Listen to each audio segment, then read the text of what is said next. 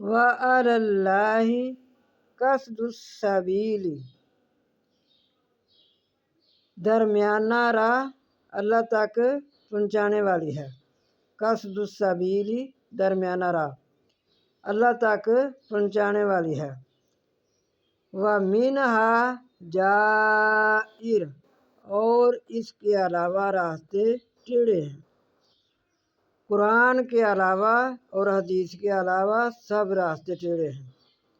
چاہے پہلے اللہ تعالیٰ نے قرآن پاک میں فرمایا قصد السبیل، درمیانی راہ ہے، یعنی مسلمان ہونا، قرآن پاک کو ماننا، قرآن پاک پر عمل کرنا، یہ سیدھی راہ ہے۔ اس کے علاوہ باقی سب جو رائے ہیں اس وقت، عیسائی، یہودی، جتنے بھی اور سارے جو ہیں وہ سب ٹیڑھے راستے پر ہیں۔ سیدھی راہ پر وہ لوگ ہیں جو قرآن پڑھتے ہیں، قرآن پاک پر عمل کرتے ہیں، حدیث پاک پر عمل کرتے ہیں۔ اس کے علاوہ سب راہیں جو ہیں وہ ٹیڑھی ہیں، ڈنگی ہیں۔